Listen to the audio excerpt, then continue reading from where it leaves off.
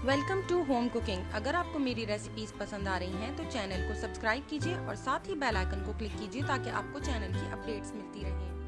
अस्सलामुअलैकुम। आज मैं आपके साथ गाजर के हलवे की रेसिपी शेयर कर रही हूँ। ये सर्दियों में बहुत ज़्यादा शौक से खाया जाता है और तकरीबन हर घर में बनाया जाता है।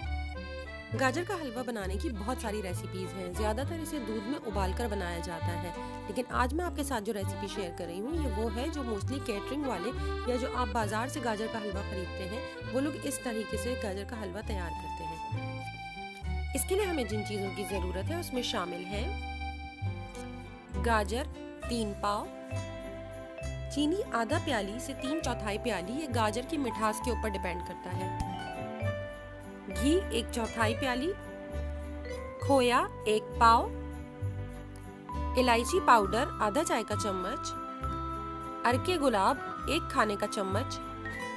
सबसे पहले गाजरों को छील लें और उसका टॉप और बॉटम काट कर उसे कद्दूकश कर लें। एक देगची में तमाम गाजरें डाल दें। हमें इसमें दूध में बॉईल नहीं करना है।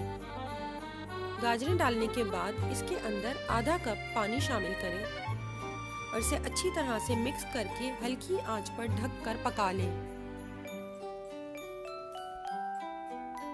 बगैर दूध के गाजर पकाने से उसका कलर खराब नहीं होता है। आप देख सकते हैं कुछ देर के बाद गाजरें कितनी अच्छी नरम हो चुकी हैं, लेकिन अभी भी इसमें थोड़ा पानी बाकी है। हमें इसका पूरा मॉइस्चर खत्म करना है, इसलिए मैं दोबारा ढककर इसे कुछ देर के लिए पकने रख रही हूँ। अब आप देख सकते हैं कि इसका तकरीबन पानी खुश्क हो चुका है। अब हमें इसे थोड़ी देर तक भूनते हुए इसका तमाम पानी खुश्क कर देना है। जब तमाम पानी ड्राई हो जाए तब आप इसमें शामिल करें। मैं यहाँ अपना होममेड देसी घी शामिल कर रही हूँ।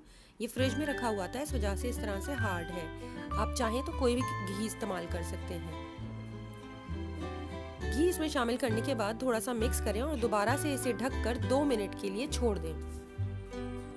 2 मिनट के बाद ढक्कन हटाएं और इसे 1 से 2 मिनट भून लें।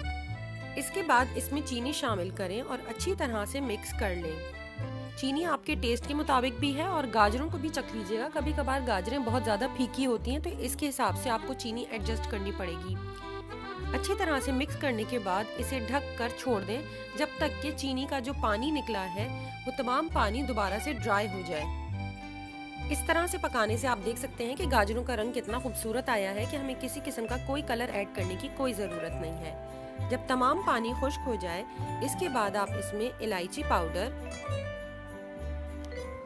और खालिस अरके गुलाब शामिल करें और अच्छी तरह से मिक्स कर दें। अब चूल्हे को बंद कर दें और तमाम गाजरों को अच्छी तरह से फैला दें और खोए को बीच में डाल दें। आप चाहें तो इसी में से कुछ क्वांटिटी खोए की ऊपर गार्निशिंग के लिए बचा सकते हैं। प्लीज़ एक्स्ट्रा खोया मत ऐड कीजिएगा, इतनी गाजरों के लिए खोया इनफ है। अब तमाम गाजर से इस खोए को कवर कर दें। मेरा चूल्हा भी बंद है, लेकिन ये इलेक्ट्रॉनिक स्टोव है, इस वजह से अब तक इसमें इतनी हीट आ रही है। प्लीज़ चूल्हा बंद होना चाहिए। इस तरह से कवर करने के बाद 10 मिनट के लिए आप इसे ढककर छोड़ दें। 10 मिनट के बाद बहुत हल्के हाथों से इस तमाम खोए और गाजरों को अच्छी तरह से मिक्स कर लें।